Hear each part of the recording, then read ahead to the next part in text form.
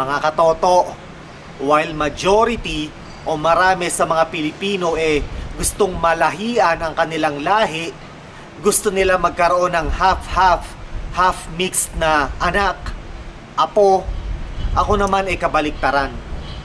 Oo, sa akin kabaliktaran.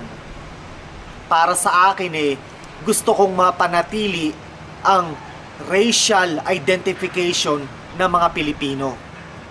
Gusto kong mapanatili ang racial profile, ang racial identity ng mga Pilipino sa bansang Pilipinas. So mga katoto, uulitin ko. Kung ako ang tatanungin nyo, preferred ko talaga, gusto kong mapanatili ang racial identification ng mga Pilipino sa bansang Pilipinas. Gusto kong mapanatili ang pagkakaroon ng kayumangging balat ng mga Pilipino sa bansang Pilipinas.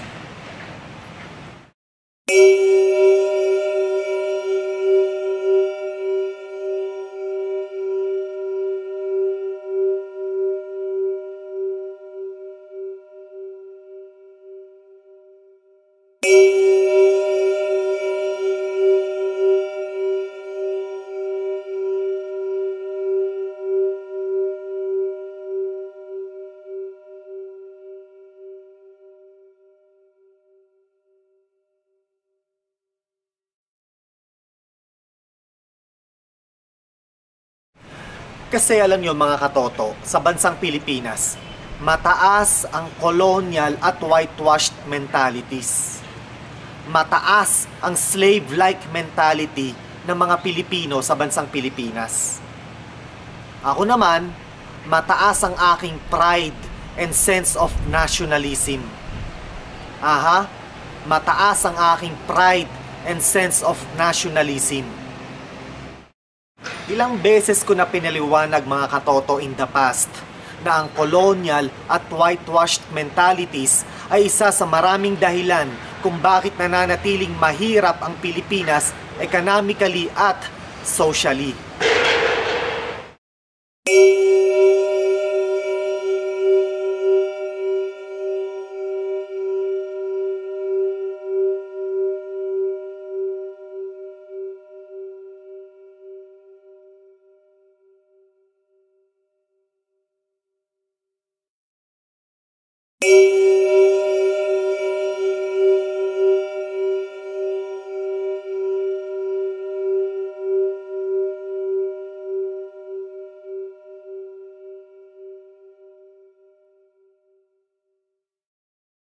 Mga katoto, isa sa mga susi para umahon ng bansang Pilipinas mula sa burak ng kahirapan ay ang pagkakaroon ng pride of nationalism.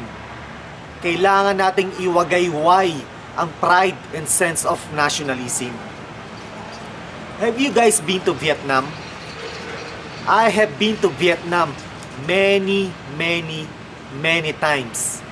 At ilang beses ko nang ipinaliwanag in the past na ang pagkakaroon ng strong pride of nationalism isa sa mga dahilan kung bakit nakaahon ang Vietnam mula sa kahirapan. Pinalaya nila ang kanilang bansa mula sa grip ng imperialism, colonization at pacification.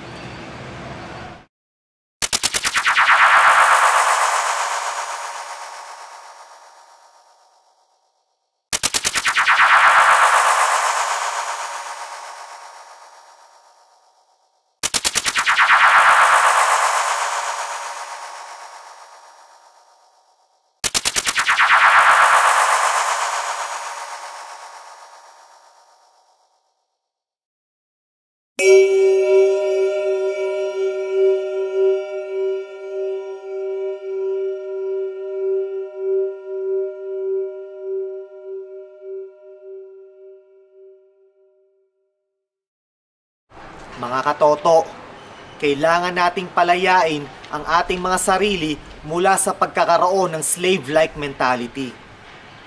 Mga katoto, kailangan nating palayain ang ating mga sarili mula sa pagkakaroon ng colonial at whitewashed mentalities.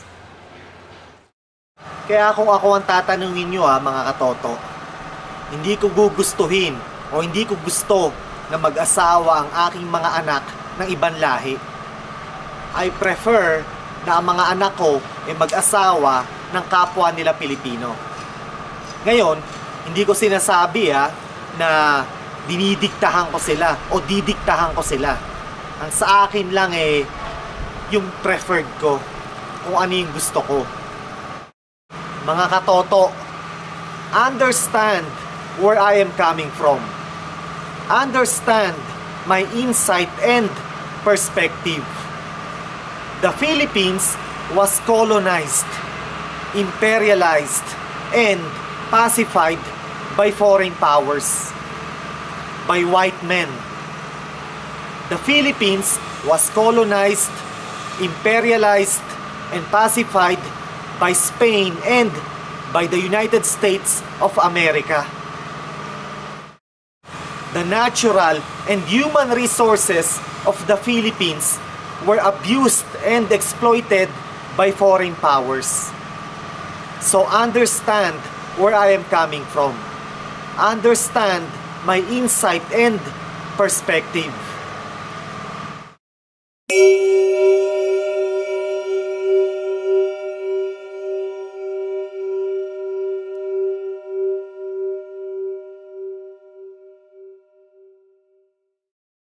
Ang sinasabi ko sa mga nakakausap ko na ang Pilipino ay dapat lamang para sa isang Pilipina, na ang Pilipina ay dapat lamang para sa isang Pilipino. Ngayon linawin ko mga katoto, hindi ako racist. Hindi porkit meron akong mataas na sense at pride of nationalism ay racist ako. Hindi totoo yan. Ang racism o ang pagiging racist ay ibang bagay.